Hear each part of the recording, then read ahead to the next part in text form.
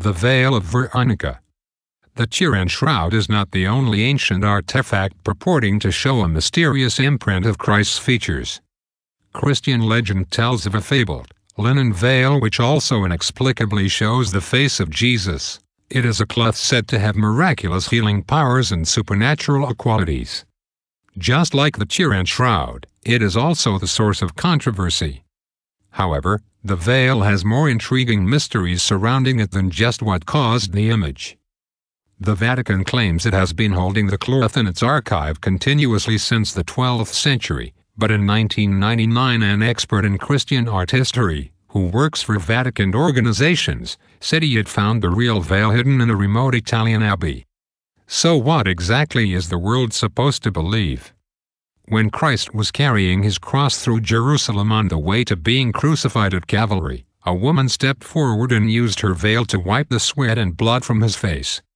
As a sign of gratitude, he left an image of his likeness stained on the cloth. Although this episode is not mentioned in the scriptures, legend says the woman's name was Veronica. She is said to have kept the cloth and realized that it had holy healing powers. She took the veil to Rome where she used it to cure Emperor Tiberius of a malady, and then left it in the care of Pope Clement in the Catholic Church. Historical records show that the veil was in Rome from at least the 4th century. In 1297 it was placed in the Vatican Basilica and was the subject of worship from pilgrims who believed the picture was indeed the genuine likeness of Christ. The image itself was almost identical to the face seen on the Turin Shroud. In 1608 the area of the basilica displaying the veil was demolished in order to be redesigned, and the cloth was placed in the Vatican's archives. Under tight security, it was brought out once a year for public viewing. Or so Catholics believed. On 3 June 1999, a professor of Christian art history at the Vatican's Gregorian University, and official advisor to the Papal Commission for the Cultural History of the Church, revealed he had successfully completed a 13-year investigation to find the real Veil of Veronica.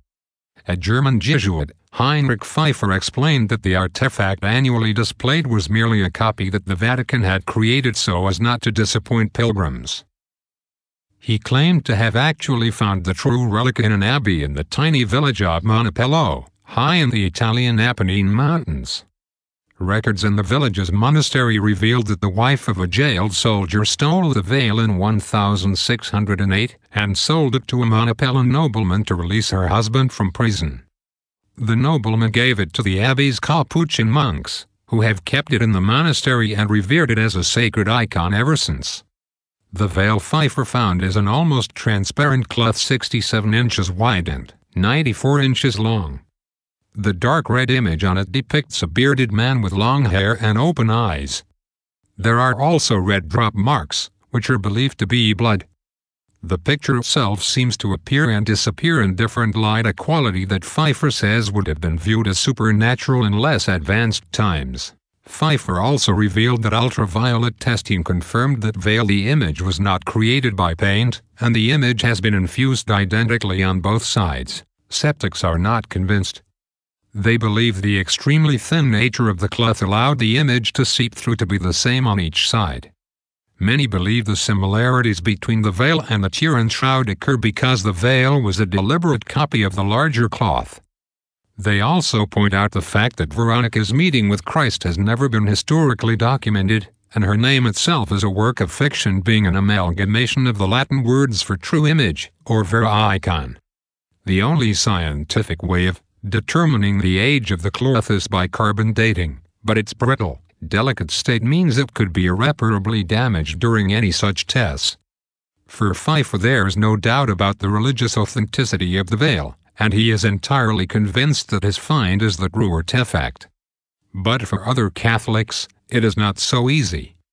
Even if they accept the legend, which veil do they choose as the genuine relic?